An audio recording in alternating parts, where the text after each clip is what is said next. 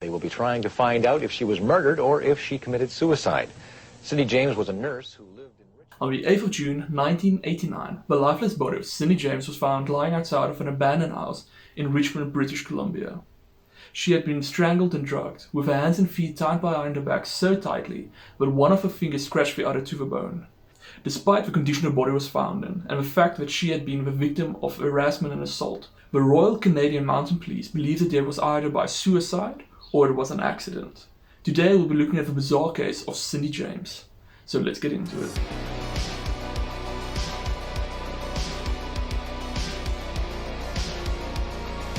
In 1966, Cindy graduated from nursing school. She decided to become an administrator at a preschool for children with emotional and behavioral issues, because it was one of her passions growing up.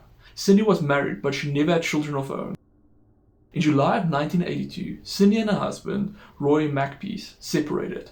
Only 4 months after their separation, Cindy started to receive bizarre and ominous phone calls at all hours of the day. These phone calls would also be threatening from time to time. Sometimes when Cindy answered these calls, there was either no one speaking at all, or they were threatening her, or it was just a faint whisper that she couldn't make out what the person was trying to say to her. Cindy said she never recognized the voice as someone she knew. Unfortunately, the frequency of these calls increased, and it started to happen at all hours of the day, including in the middle of the night, during the course of the morning, through the entire afternoon. So it got to such a point that Cindy couldn't even sleep properly due to the amount of stress these phone calls were putting on her life.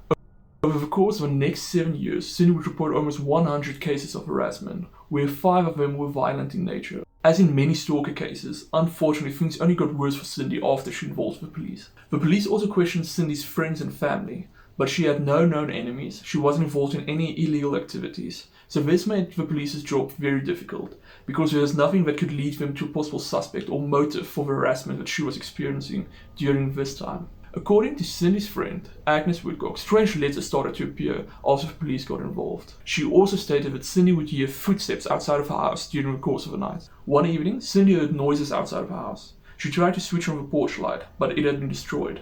And as soon as she tried to call the police, she noticed that somebody had cut the telephone line as well, making it impossible for her to call for help.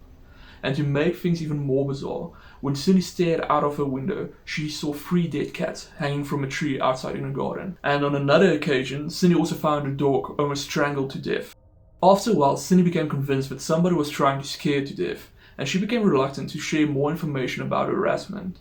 There was however one instance where she found a picture of a dead body in the morgue, attached to a windshield of a car. As time went by, police started to doubt Cindy's story, because it was just not adding up to them. Agnes decided to give Cindy a visit in January of 1983.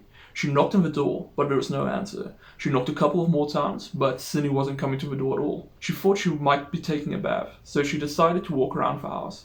But that's when she saw Cindy on the ground, crouched up. As Agnes made her way towards Cindy, she saw a nylon stocking was wrapped around her neck, suffocating her. Cindy stated that she was on her way into the garage to get a box for someone, when she was attacked from behind. And the only thing she saw was the white sneakers of the assailant before everything went dark. Due to the continued harassment, Cindy decided to move to a new home, change the color of her car, and even change her surname in an attempt to get away from it. Cindy also hired a private investigator named Ozzy Cabin to help investigate and try to find out who was doing this to her, and who was making her life a living nightmare.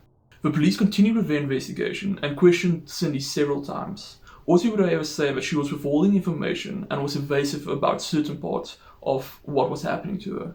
He also said that she didn't really act like a normal victim would react in such a situation. When police gave Cindy a polygraph, the examiner also stated that she was withholding information. Cindy's mother, Tilly, believed that she was reluctant to give information because the attacker had threatened her and the family's life if she told the police everything that was happening. And from a personal point of view, I can understand that to a certain extent. If you are the victim of harassment and a stalker is prowling about and they threaten you or your friends and family, I think the normal response will be to try and withhold information.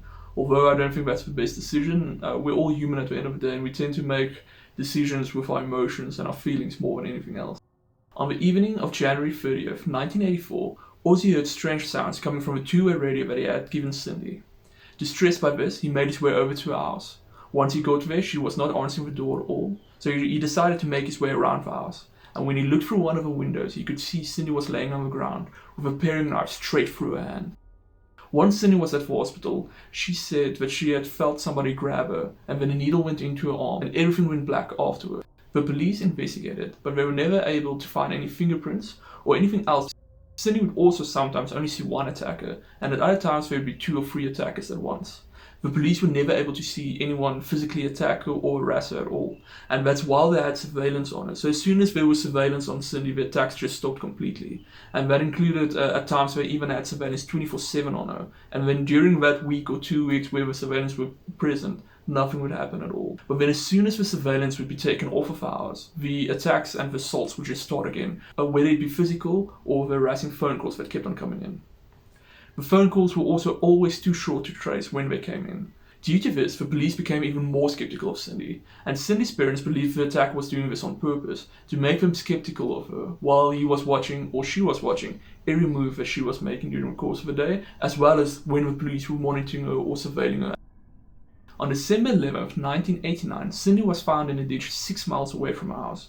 She was wearing a men's work boot and a men's glove. She was semi-conscious and she was suffering from hypothermia. Cindy was found with cuts and bruises across her entire body and with a needle mark on one of her arms. There was also a nylon stocking tightly wrapped around her neck.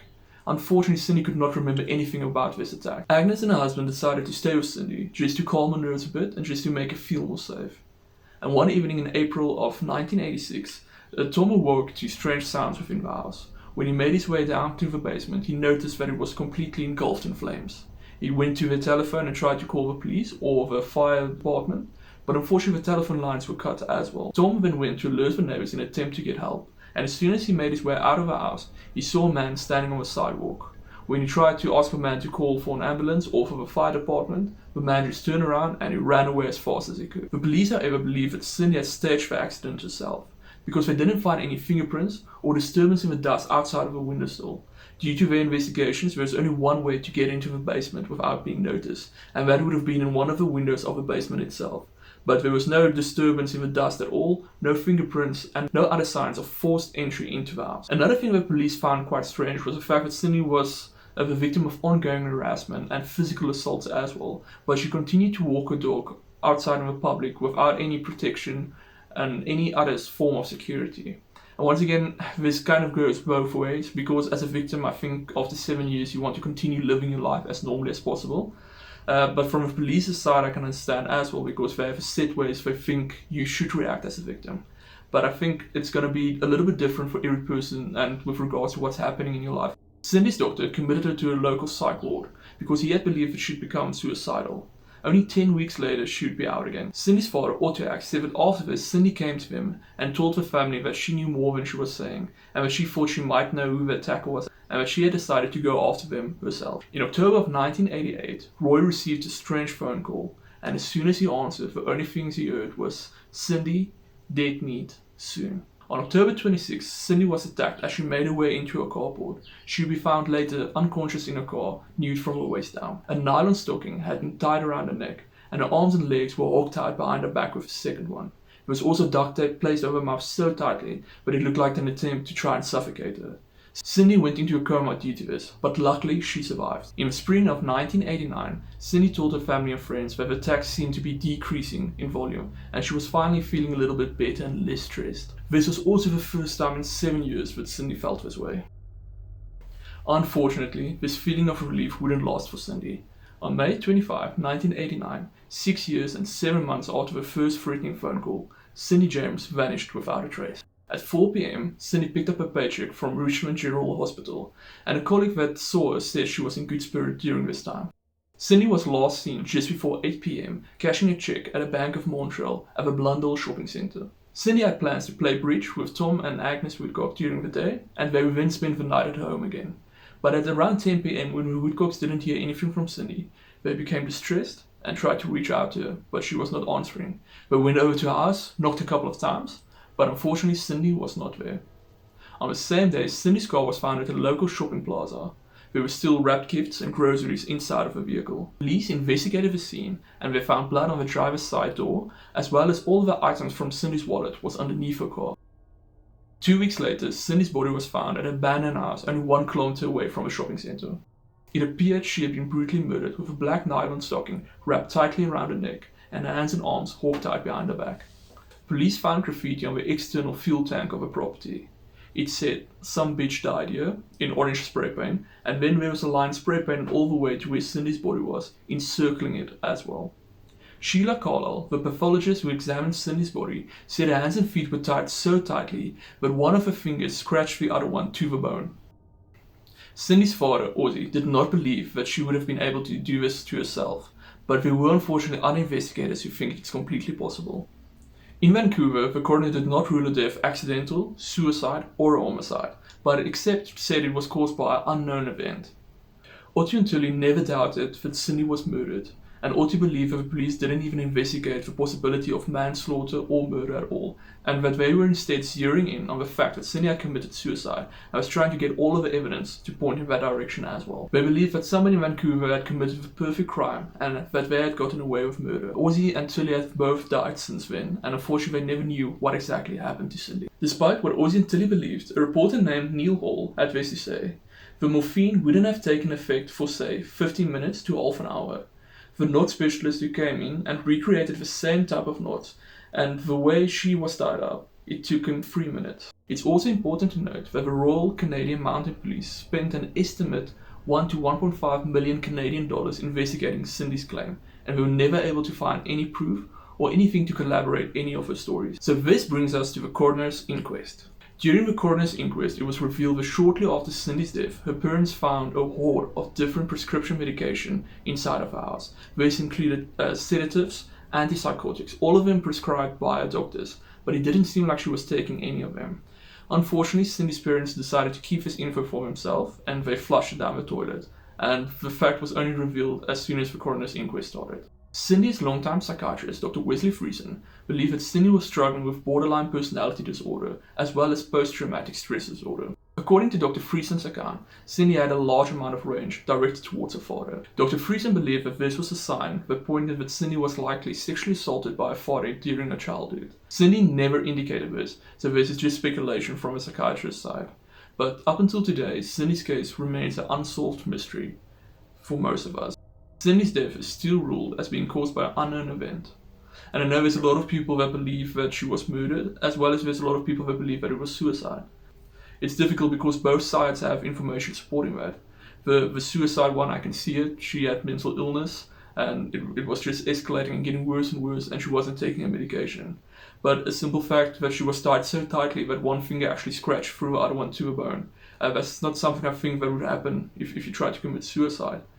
And then the way she committed it as well, it's not a very common way to commit suicide. So with the other side, with a murder theory, that also has weight and credibility, because there's numerous serial killers or just normal killers that go uncaught every day.